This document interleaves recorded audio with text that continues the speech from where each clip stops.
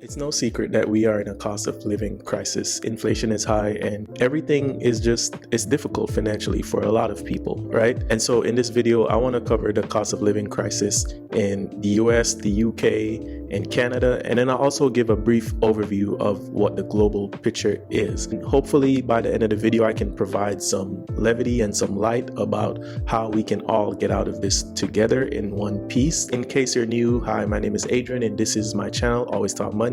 I like to talk money as it relates to everyday life, personal finance, investing, wealth building, and all that good stuff. With that being said, let's get into the video.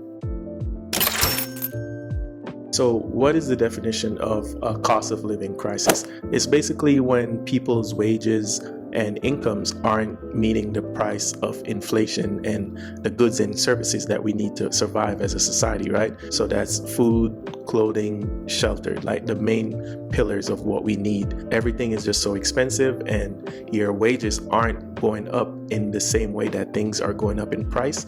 And so that creates a crisis.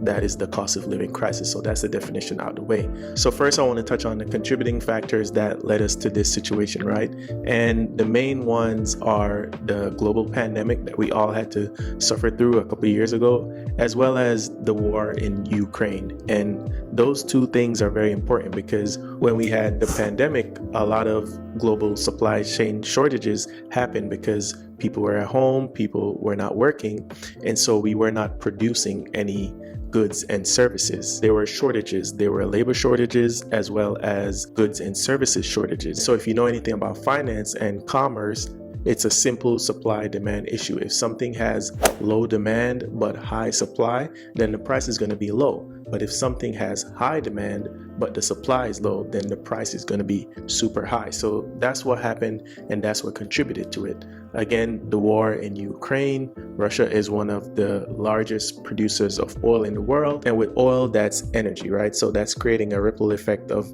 energy shortages across the world, which again, supply demand, the price of energy goes up and energy goes into everything. It's not just your car. It's everything that we use, from farming equipment to the trucks that deliver our goods and services to the local grocery stores. That creates an issue to where things like eggs and milk and wheat and bread and barley are just super expensive right now. In terms of my country, the USA, as I said, I would talk about the USA, UK, and Canada, as well as the global perspective.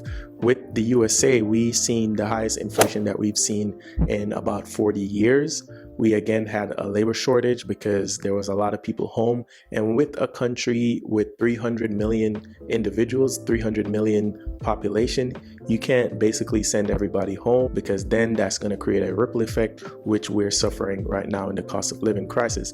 As well as there was a housing crisis in terms of people can't afford homes. The prices of homes have skyrocketed. The average price for a home is north of $400,000 right now in America.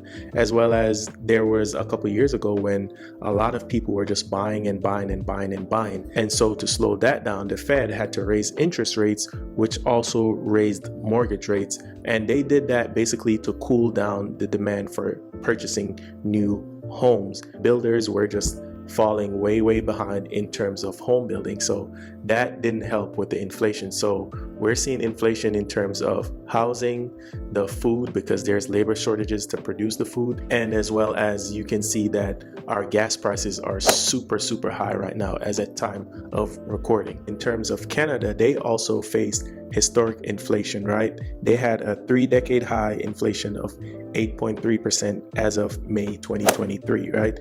And that's hard. And they were also hit by the energy crisis as well as climate change issues. A couple months ago, there were historic wildfires coming out of Canada, and it came down to the US in terms of like New York. It was thick and cloudy, yellow, dark smoke. If you see any other content creators that talked about how the smoke and the smog was in New York, they would have put that up. I definitely watch a couple of videos, especially from a creator called Casey Neistat. So if you want to check that out, that was because of the Canadian wildfires. So energy crisis and the wildfires that didn't help their inflation and cost of living issues. All of these things have a compounding effect, right?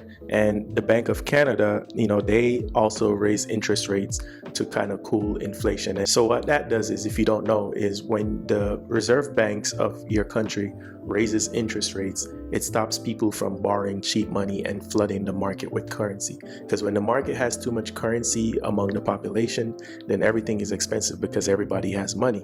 So what they want to do is curb the supply of money, but it pinches us severely in terms of food, clothing, energy, everything, because our wages aren't going up. So it just creates a crisis. And now we are on to the United Kingdom. And again, inflation, they also see a 41-year record high of 11.1% as of October 2022.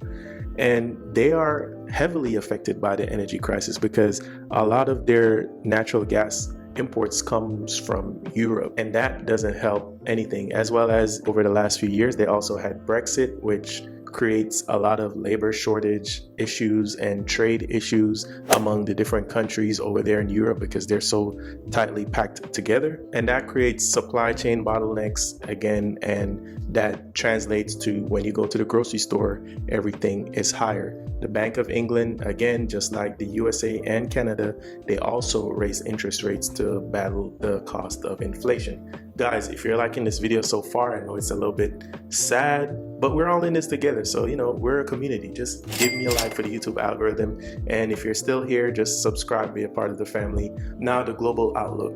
The war in Ukraine is the biggest one in terms of the global outlook because, again, Russia is one of the world's biggest producers of oil and energy and all that good stuff, right? Natural gas. And so a lot of countries on that side of the world, not so much America, it still affects us, are affected by that war in terms of energy for farming equipment. I know there are wheat shortages, and I know there are countries that barely can feed their population, right? And so if you're in the US, UK, Canada, you have to think about the third world countries that don't have as much resources that we have to battle some of this stuff, even though we're still suffering. Because I promise you, every day I talk to a lot of Americans and everybody's going through it financially. That's our phrase, right? We're going through it. And we all know what that means, right? It's hard, but it's even harder for these smaller countries that have maybe like less stable governments, less stable economies that don't put out much GDP, because in America, our GDP is just like the best in the world.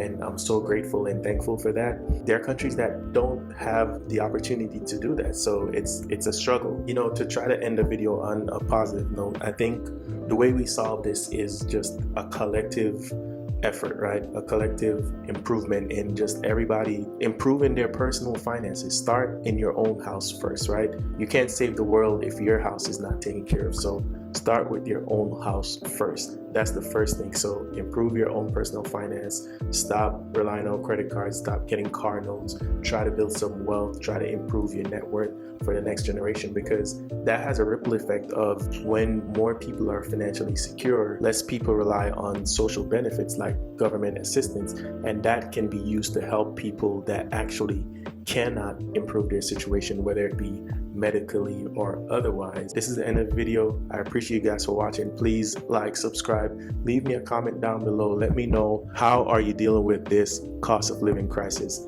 How are you managing with your finances? How is your family doing? And I hope it's well, right? I hope it's well. But new videos every single week, Monday and Thursday. Links in the description down below for other resources that I provide. If you want to check that out, links in the description below.